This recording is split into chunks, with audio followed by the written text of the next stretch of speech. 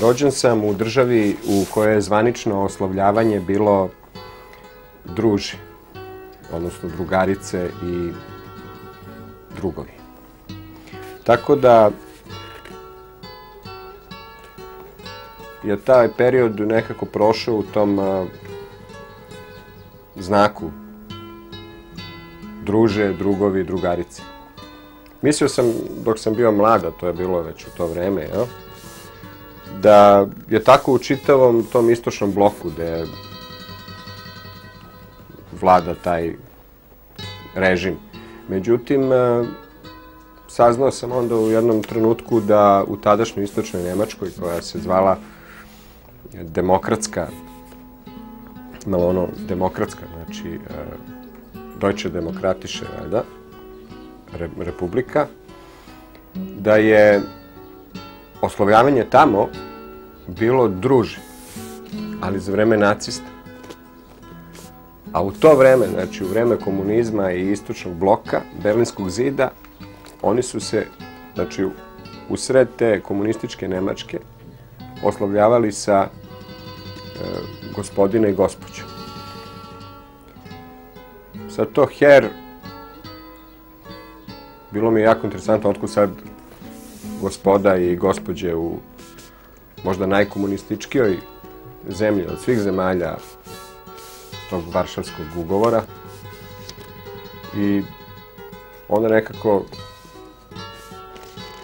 je u stvari došlo to saznanje da to ima veze sa denacifikacijom Nemačke, sa tim programom da se zaboravi nacistička prošlost. Jer u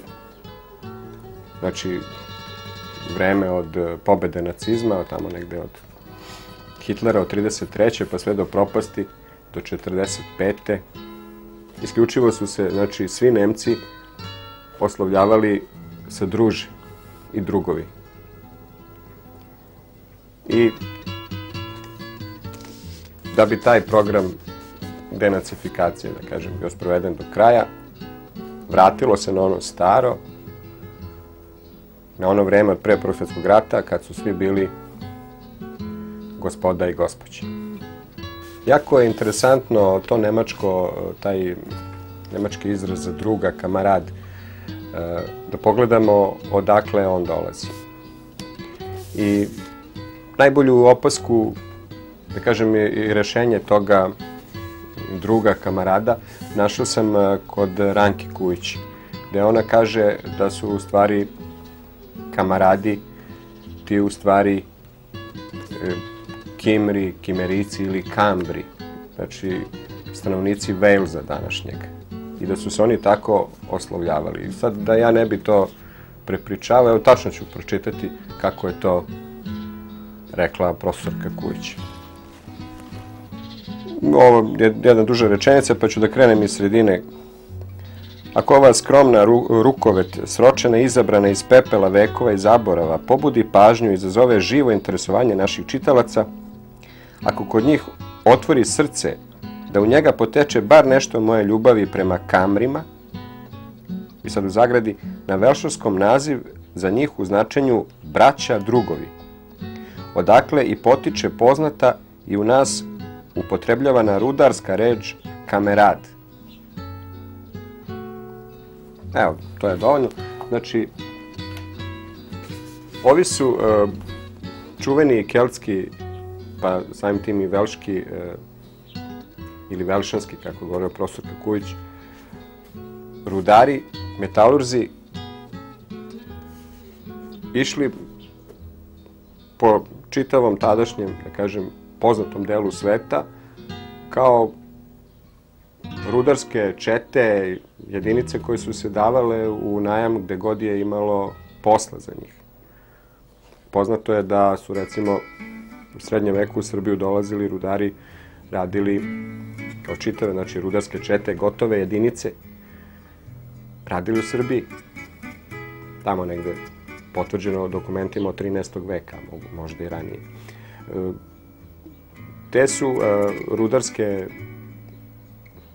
grupe, kompanije one se nisu bavile samo iskopavanjima i znači onim, da kažem, direktno rudarskim poslom, silaskom pod zemlju, nego su verovatno i radili te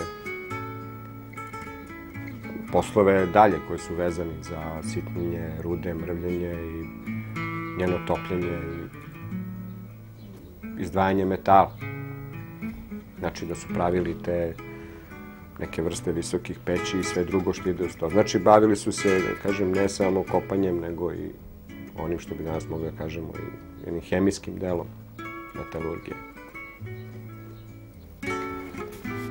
Severni deo današnje zapadne Evrope, znači ono što bi otprilike od Engleske pa do Nemačke, bio dosta prohodan u ranom srednjem veku i u poznoj antici. Ne može se tačno odrediti kada je ova reč kamarad došla u Nemačku, ali moguće da se to desilo još i u predrimsko doba. Znači, najlogičnije bi bilo pomisliti da je to ono vreme kada su Kelti bežali iz današnje Engleske, pred Rimljanima povlačili se na severu u Škotsku i čak prelazili u Irsku, a deo njih se povukao i nabio praktično u današnji Cornwall, koji se tada zvao Zapadni Wales, i u Wales, koji se, kažemo, obično zvao samo Wales. I da su te rudarske grupe, znači, u Nemačkoj uhvatile duboko korena kada je po njima uopšte grupa i pripadnost grupi nazvana po, u stvari, njihovom etničkom nazivu. Tako da ne bi bilo ništa čudno da su Saksonci učili modernu metalurgiju od Kamrijaca, dakle od Velšana, od Kelta, i da su posle oni kao takvi, potonji Sasi, dolazili kod nas ovde da rade u srednjovekovnu Srbiju. Sad, ne može se uopšte govoriti o ovoj reči, znači i Kamrijac i Kamarada, da se preskoči na tobože latinska reč koja dolazi kao navodno iz latinskog fonda kamera, za zaštićen prostor. Obično najrasprostranjenije pojam pod kamera je soba, pa od toga dolazi posle sve drugo.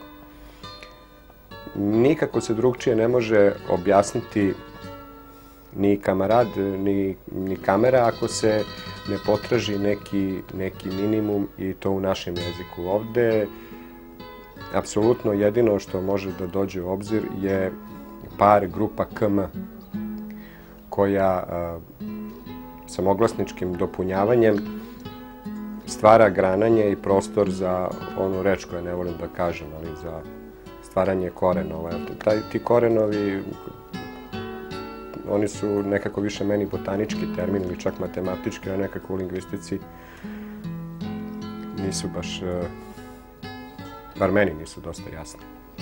I sad, što se tiče ove grupe KM, hteo bih da dodam samo da u mnogim civilizacijama, praktično svim poznatim civilizacijama, u njihovim predanjima, mitovima, govori se kako su prvi ljudi neki nastali iz zemlje, iz ilovače, iz huma, iz kuma. I tu nalazimo onu, opet da kažem, istu grupu KM, ili, znači, ako nisu nastali iz zemlje, nastali su od kamenova. I takođe tu nalazimo grupu KM. Znači da su izrasli iz zemlje kao kamenje, to kamenja postali su ljudi. To je praktično, nema mita koji iz bilo kog dela sveta koji ne govori o ljudima koji su tako postali. Znači, to bi bila neka, uslovno rečeno, najstarija verzija ove grupe KM. I sad, kroz to grananje, imamo i kam i kum, odakle su kumovi, dakle opet neki ljudi, ali i bogovi, ali i kumiri,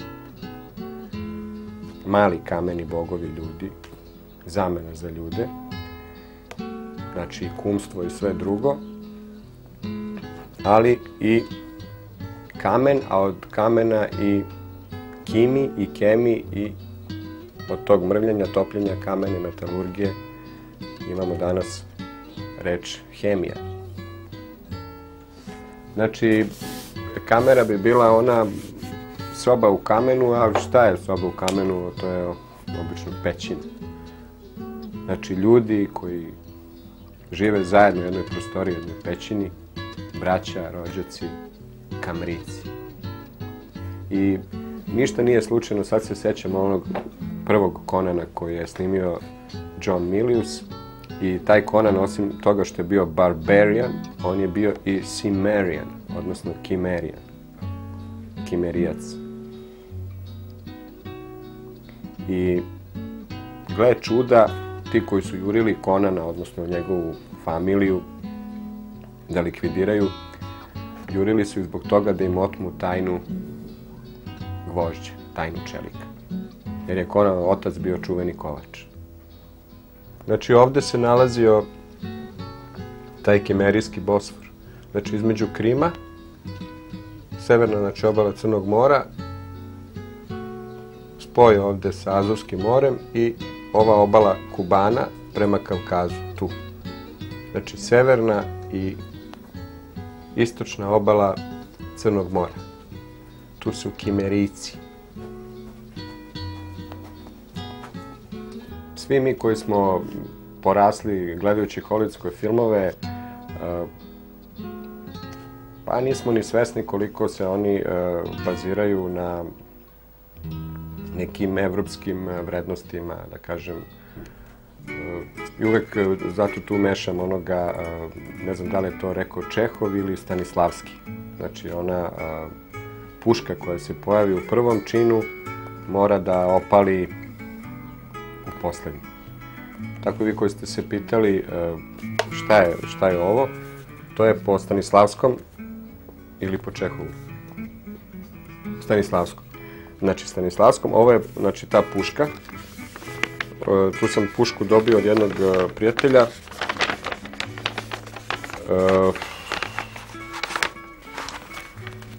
Ne znam da li, kako će to da izgleda, ali gore piše Slaven in Deutschland.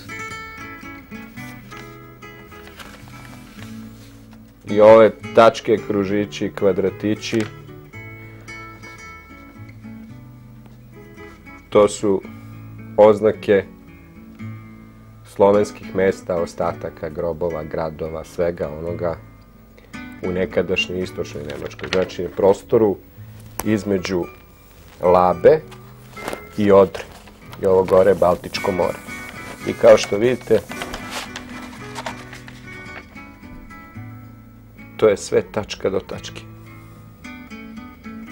Praktično čitava nekadašnja istočna Nemačka leži na moru slovenskih ostataka. Praktično svako selo, svako mesto je nekada bilo slovensko.